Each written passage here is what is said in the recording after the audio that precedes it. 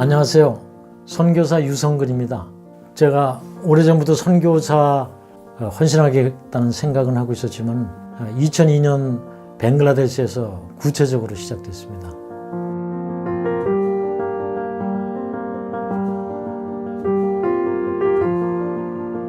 거기는 우리나라 1960년대, 70년대의 시골 같은 그런 분위기였는데 정말 먹을 것도 없이 그런 오지에서 헌신적으로 사역하시는 선교사님들을 보고 저렇게 하는 게 진짜 선교사구나. 그래서 나도 저런 선교사가 돼야 되겠다. 그런 생각을 했습니다.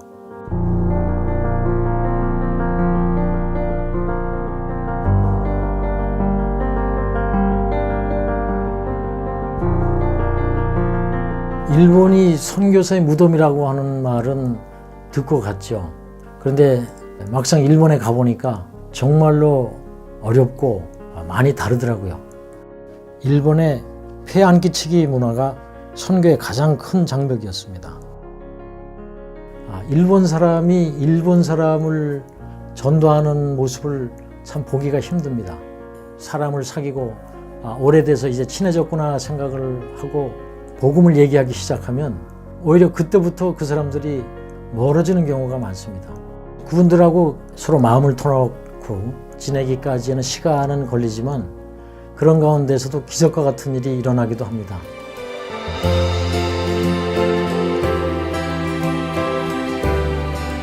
치바현에서는 80세 된 할머니를 만났습니다. 그분은 20년 전에 자기 남편이 암으로 돌아가시고 30년간 크론병을 앓던 하나밖에 없는 외아들이 2016년에 돌아가셨습니다.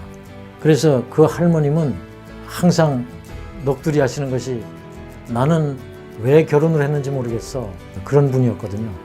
그래서 이 할머니를 저희가 친어머니 모시듯이 모시면서 섬겼습니다. 그리고 복음을 전했습니다. 그분이 복음을 받아들이시는데 완전히 스펀지처럼 흡수하시는 거예요.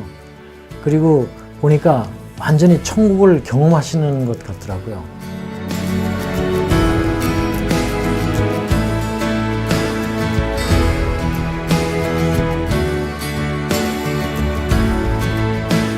내가 예수 믿게 됐다는 걸 아무한테도 얘기하면 안 돼. 사람들이 나를 미쳤다고 할 테니까 그러시는 거예요. 예수님을 믿고 그 기쁨과 은혜를 자랑스럽게 얘기하시는 것이 아니라 아직도 사람들의 눈과 입을 두려워하시는 거죠. 선교가 저 혼자 열심히 한다고만 되는 건 아니더라고요.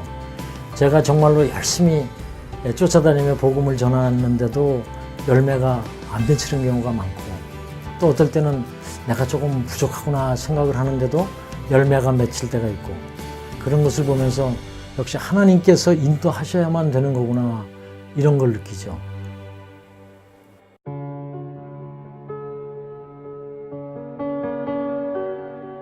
폐암 사기 진단을 받았습니다. 늑막으로도 전이가 됐다고 하고요. 인간적으로는 참 감당하기 힘든 일이었는데요. 그렇지만 저희들에게는 두려움이 없었습니다. 단지 하나님께서 언제까지 사용하실까 이런 궁금증만 있었습니다. 그리고 저는 바로 일본으로 또 들어갔죠.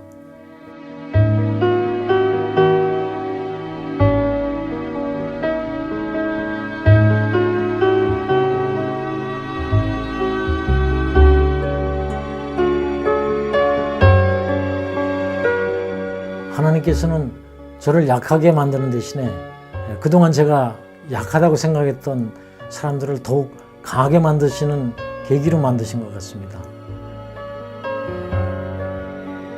그동안에 제가 열심히 복음을 전해도 항상 약하다고 생각했던 분들이 이제는 혼자 서서 복음을 열심히 스스로 전하겠다고 하는 그런 모습들을 보게 됐습니다. 많지는 않더라도 이렇게 변하는 사람들 때문에 일본 선교는 반드시 필요한 것 같아요. 건강에 걱정이나 실망이 없어요. 신기하죠? 그러니 이게 하나님의 은혜인 것 같습니다. 저는 열심히 사역할 겁니다. 그러다 부르시면 그때 하나님 곁으로 가야죠.